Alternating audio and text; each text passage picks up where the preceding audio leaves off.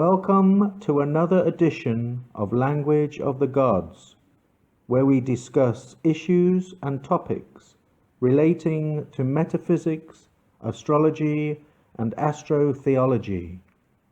Here we delve into the dark recesses of hidden knowledge in an attempt to draw out the truth which has been suppressed and distorted by a sinister hidden hand over centuries of control and manipulation, as they work together towards their ultimate objective of global governance under an all-encompassing technological control grid.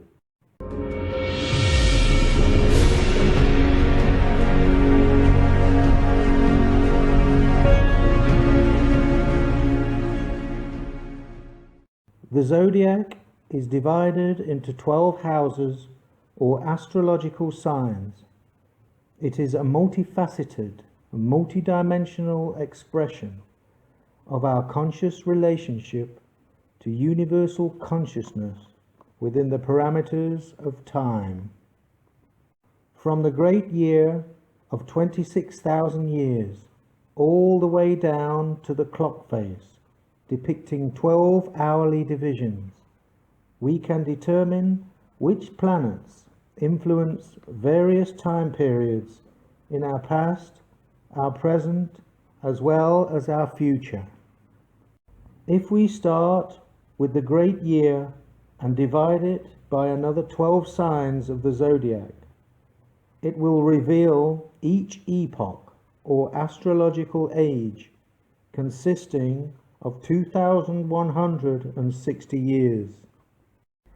If we divide that age into another 12 signs of the zodiac, we create another mini epoch or mini age consisting of 180 years within the house or overriding age it resides in. For example, if we divide the whole Piscean Age into another 12 houses, each house or time period is 180 years long, influenced by the ruling planet of each individual sign. Consequently, the first 180 years of the Piscean Age falls in the sign of Aries, ruled by the planet Mars. To assess the practical credence of this theoretical breakdown of time, we need to go back through history with an accurate benchmark in order to calculate and set our Piscean Age within today's Gregorian calendar. If we assume that 2012 was the end of the Piscean Age, we can then calculate the date for its beginning, when the previous age of Aries gave way to the optimistic age of the two fish, ruled by Jupiter. This date is 148 BC.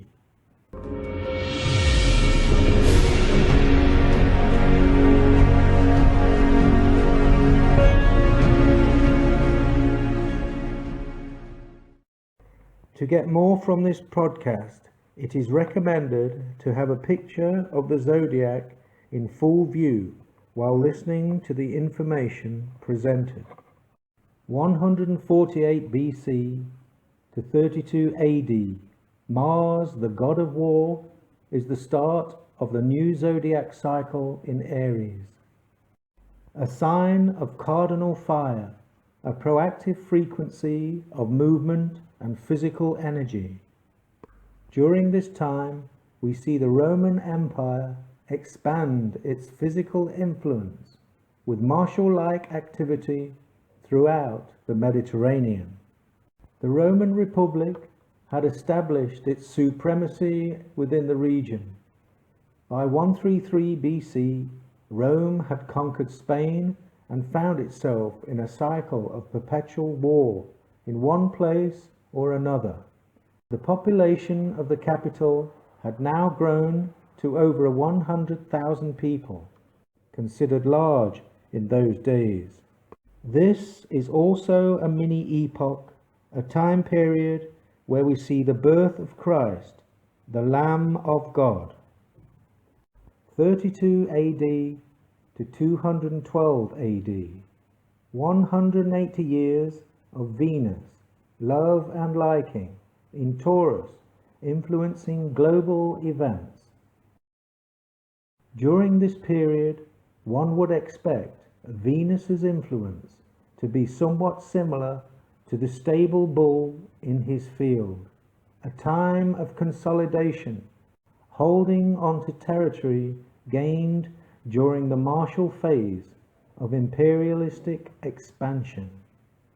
During the Julio-Claudian period, 27 BC to 68 AD, modest expansion continued, swallowing up most of Britain. After Flavian's dynasty was over, in 96 AD, a century of stability ensued.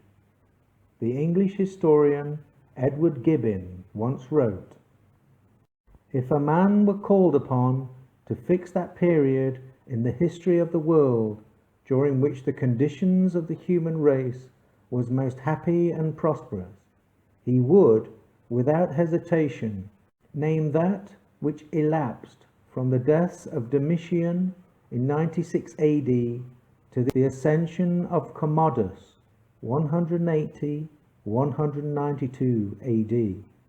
Venus, the planet of love and liking, reflected back into human reality during this happy period of human history. The population of Rome also reflected this by reaching an estimated 500,000 people, the most populated city in the world in its day. Throughout this period, the succession of emperors were happy to maintain existing European territorial limits, with the exception of the Dacians and the Parthians. 212 AD, 392 AD.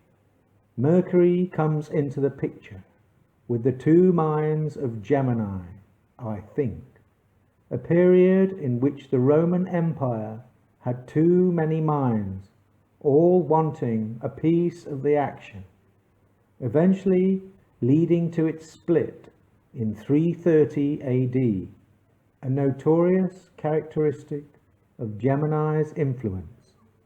From 235 to 285, Rome had 15 different emperors, making it weak and disunited, allowing its enemies to grow, threatening Rome from all sides.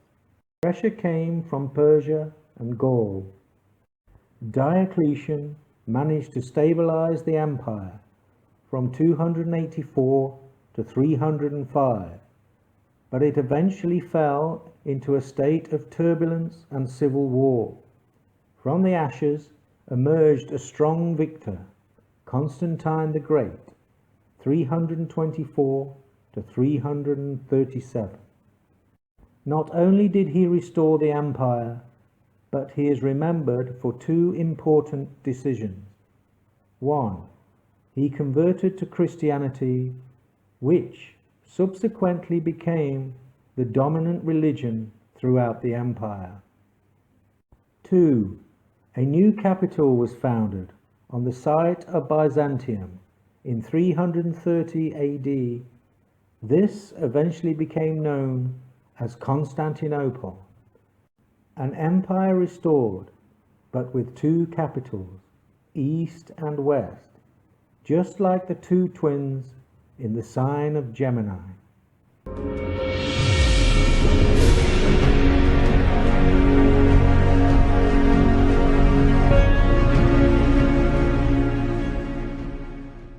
(392 AD, 572 AD). The sign of Cancer, ruled by the moon. This is a period of Jupiterian expansion within the moon and the subconscious. The beliefs and belief systems associated with internal emotions. Although Constantine had made Christianity the state religion, it was not formalized until 391 AD, when Emperor Theodosius outlawed all forms of heresy and closed all pagan temples. As the Roman Empire in the West began to decline, Christian intellectuals within the empire sought to create a government within the church and a body of belief which all Christians could essentially accept. The church would now take over from the old Roman military rule. This was also a time when monks appeared on the scene. Early Christians, serious about worship, came together to form communities. They were able to support each other in what became known as monasteries. Saint Benedict of Italy was one of the first and most famous early organizers of the monastic movement, expanding his particular brand of monasteries throughout Europe. These organized communities, pockets of self-sufficient civilizations, attracted some of the most literate and learned people around at the time. As the world outside drifted into decline, following on from the empire's collapse, everyday life inside the monasteries was relatively good. 572 AD, 752 AD, Leo ruled by the sun. The sun is the prime luminary and the heart of the zodiac. Therefore, in this period, we would expect to see something significant. This mini-epoch is dominated by the arrival of the Prophet Muhammad, a new king in the sign of Leo, the last prophet of the gods, who would lead all Muslims to follow the teachings of Islam. Not only does he appear in the sun sign on the outer divisions of the age, his death coincides with the sun on a further 12 divisions within the 180-year mini-age, a double sun signifying someone extremely significant. There were two major caliphates during this period, which took place after the death of Muhammad. Both resulted in the expansion of the Muslim empire while holding back the imperialistic ambitions of the Catholic Church. 752 AD, 932 AD, Mercury in Virgo. The Vikings, a race of seafarers and explorers of Germanic, Nordic, Scandinavian origin. The source of the name Vikings is uncertain. Some scholars believe it refers to Vic dwellers, an area from which they came. Here we will refer to them as kings of Virgo, Virgo kings. They explored the coasts of the North Atlantic, Europe, North Africa, Russia, Constantinople, and the Middle East, raiding, trading, and settling, influencing existing settlements and creating new ones. They expanded their territories from the late 8th century right up to the Norman conquests of England, influencing and being influenced by various cultures along the way.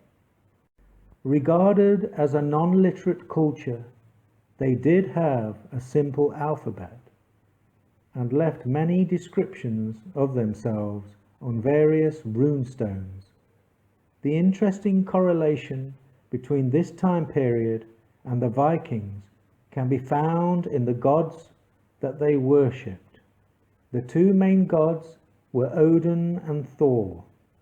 Odin is Woden, or Mercury, and Thor is Jupiter, the same two planets heavily influencing this 180-year time period.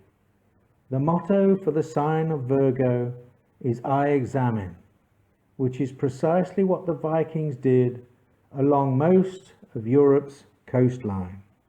The traditional Viking helmet is a perfect expression of the astrological glyph for the planet Mercury.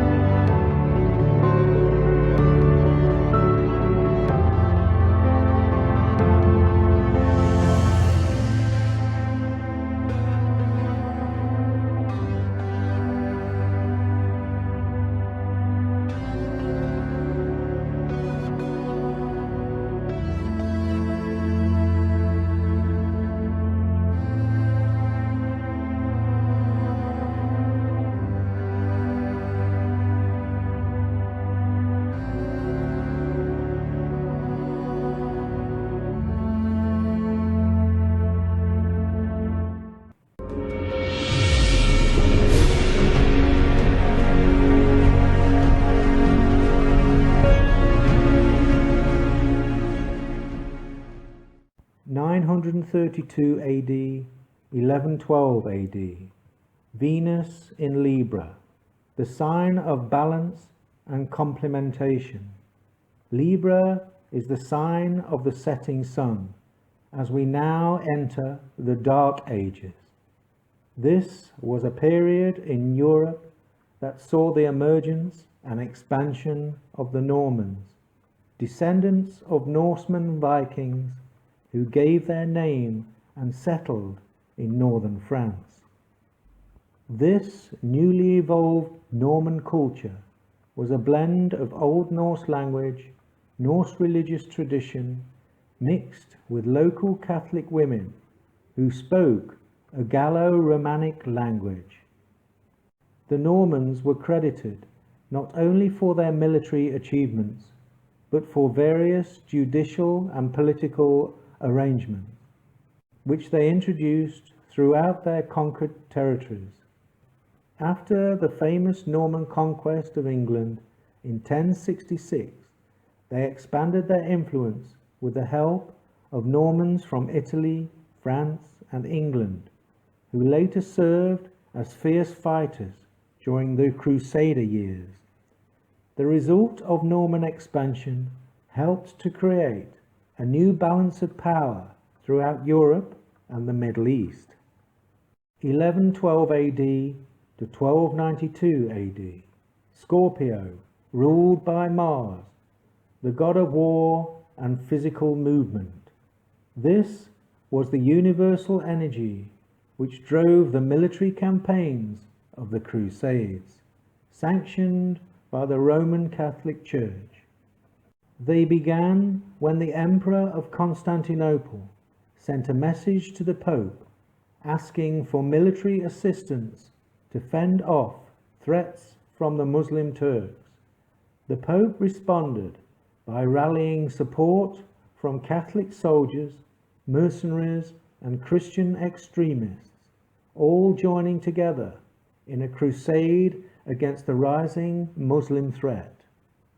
Their initial objective was to free up the Holy Land, which at the time was controlled by Muslims, and also to unite Christians in both the East and the West, creating a more powerful Roman Catholic Empire. A complex 180-year struggle ensued. Mars, the god of war, was unleashed yet again. After battling the Turks, the Crusaders finally reached Jerusalem on the 7th of June, 1099. Both Jews and Muslims fought together to repel the attacking Christians. The attackers eventually entered the city on the 15th of July, massacring the remaining Jews and Muslims. As a result of this first campaign, 4 new Crusader states were formed: Edessa, Antioch, Tripoli, and Jerusalem. Many crusades followed the first one, but on a smaller scale, some more successful than others. The Crusades were essentially expansive military conquests of the Catholic Church, using religion as an excuse to flex its imperialistic muscle. After 180 years of battling for control, the crusading nations and participants fell into disunity. The decline of the papacy's moral authority, along with the rise of nationalism, saw an end to the era of the Crusades. Jerusalem fell back into the hands of the Muslims after the siege of Acre in 1291, forcing many Christians to flee or succumb to a gruesome end. 1292 to 1472, Jupiter in Sagittarius, I seek. This is the Inquisition. The expansive ambitions of the Catholic Church came under pressure from various religions and alternative beliefs. Paranoid elements within the Church, suspicious of motives behind recent converts, initiated the Inquisition, a quest to seek out and destroy the enemy within.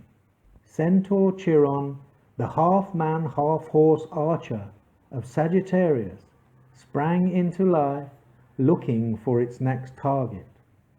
The Catholic Church went on a manhunt. Anyone found guilty of heresy, a provocative belief, or theory which opposed the establishment's adopted belief system would pay the ultimate price.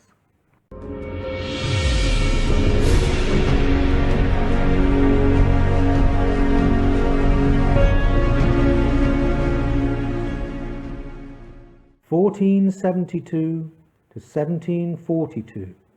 Saturn in Capricorn and Aquarius. I use and I know.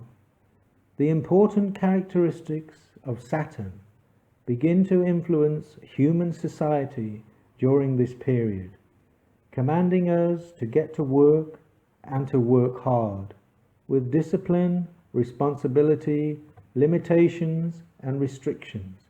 It governs time along with organization, structure, and order. The commercial revolution was underway, which expanded trade routes and empires. The most disciplined and structured organizations would dominate, spreading their influence to all corners of the globe. Time became important during this period.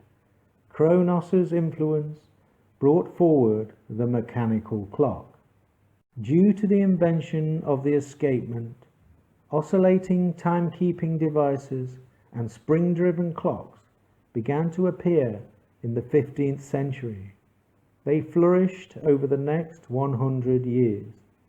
The whole concept of the clock changed society, governing the day-to-day lives of the majority of working people, a major tool in commanding them to get to work and to work hard. For commerce to thrive with ease, a fluid mechanism of exchange was necessary. The Judaic Saturnian community were at the spearhead of this business. Their roots as goldsmiths, moneylenders, and facilitators of usury paved the way for them as pioneers of this new banking industry. The first modern private central banks appeared, like the Bank of England, in 1694, an institution created to enable government and industry to borrow large sums with ease. This was the new age of Jupiterian Saturnian expansion, joining forces to initiate the Judaic Christian Empire and globalization. 1742 to 1832, 90 years of Uranus in Aquarius. We see revolution, rebellion, out of the blue events, and new technology, all aspects of the planet Uranus, the daddy of Saturn. The Great Awakening of 1730s and 40s was an evangelistic movement which swept through Protestant Europe and the American colonies, a movement that made Christianity personal and challenged the status quo and the established authority within the church. It was a precursor to the influential energies of Uranus and the mood of the people. The Industrial Revolution began in the middle of the 18th century with the introduction of new manufacturing processes, new machines, chemicals, technology, and new processing techniques, helping to make production more efficient, which led to the rise of factories and the factory system. This revolution was felt in nearly all areas of daily life, leading to a long period of sustained growth in population and living standards. Both the American Revolution of 1776 and the French Revolution in 1789 erupted, a time of great change and challenges for both the citizens and the establishment. The desire for independence was strong. The influence from Uranus to break away from tradition and develop new ways of thinking was certainly playing out in the real world. By the end of the mini-epoch, the situation had stabled out. The establishment had weathered the storm. 1832 to 2012. This is the last mini-epoch within the Piscean Age. 180 years also in Pisces, the last house of the Zodiac. This double Jupiterian time period saw the expansion of almost every aspect of life, in all areas and in all places, culminating in prosperity, optimism, and an overall planetary population expansion of over 7 billion people.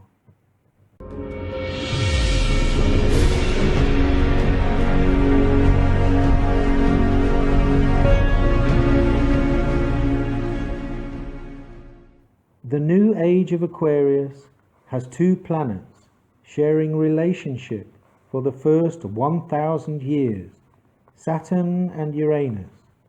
Unlike the Jupiterian age of expansion, abundance, and optimism, this new age will be overseen by the restrictive control of Saturn, along with the rebellious, revolutionary energies of Uranus. For the first 180 years, Mars in Aries dominates the first portion of this mini-epoch, and also the inner mini-epoch until the year 2027. These universal energies are driving the human collective towards a great deal of physical change. The possibility of war throughout this period is greater than ever before, with new kinds of wars, using new forms of technology. Double Mars signifies physical movement and martial-like activity. Massive migrations of people relocating is more likely to occur in this energetic backdrop.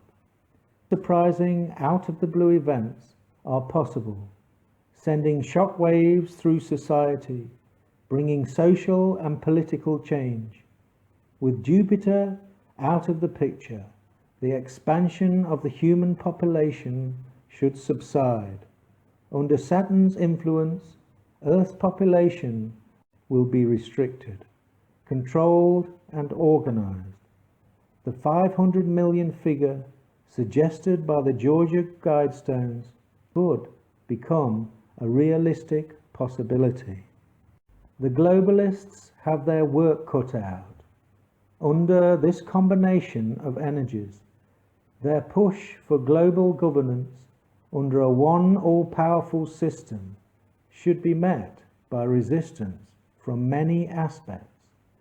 The rebellious, free-thinking, independent nature of Uranus will no doubt frustrate the process towards a totalitarian superstate. Not only is resistance likely, physical force will be imposed by the state to maintain obedience.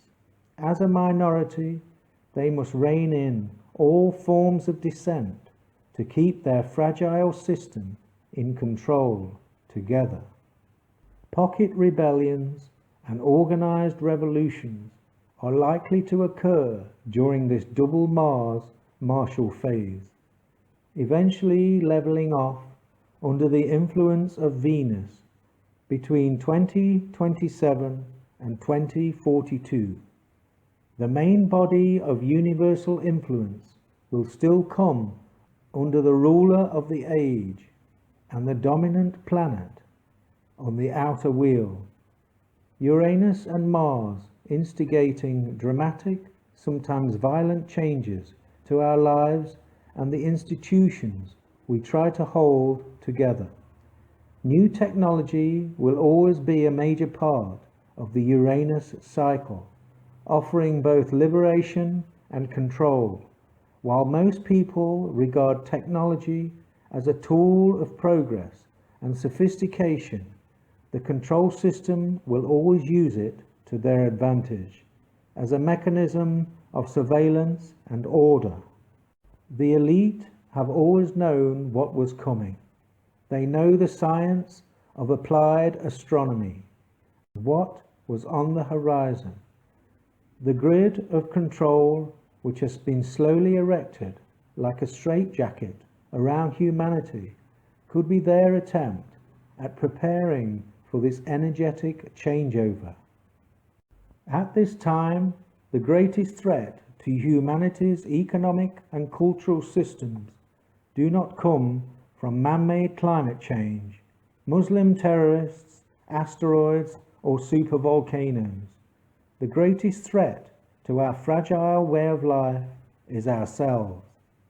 It is the unleashing of a natural process, a cycle of awakening to a new age of knowing, the age of Aquarius, mixed with the revolutionary energy of Uranus and Mars, the god of war.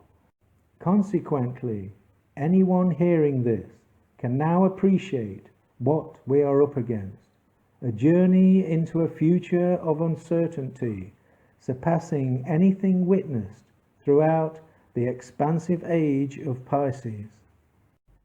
You will hear wars and rumors of wars, but see to it that you are not alarmed. Such things must happen, but the end is still to come.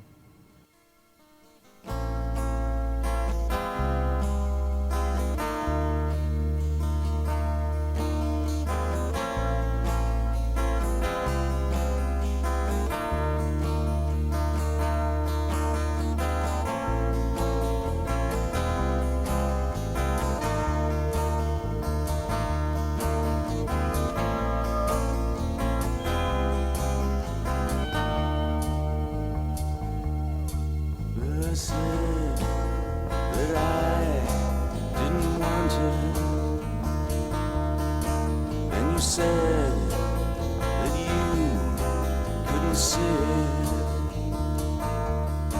Though you left on your own to find it.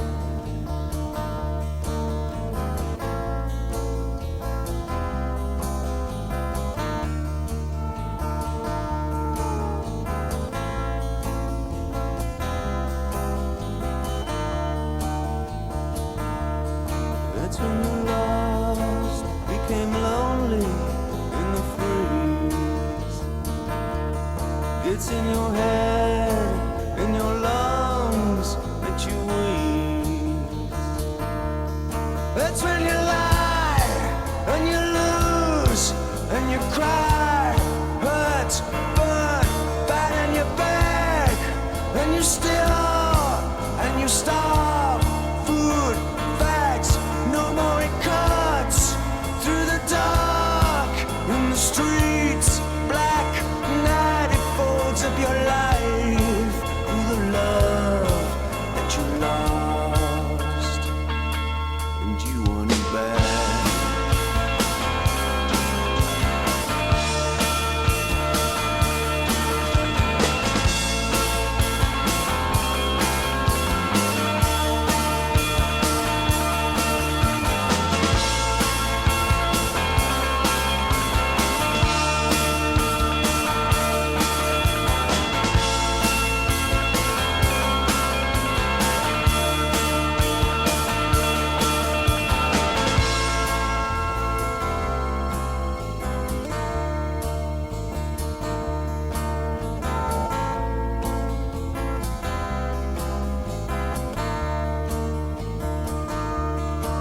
The longer your life is untrue,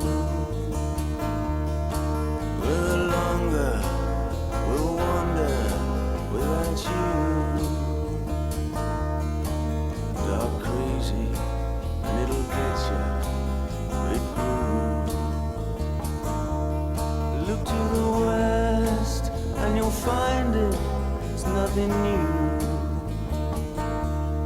Look to the east, and you'll find it's up to you.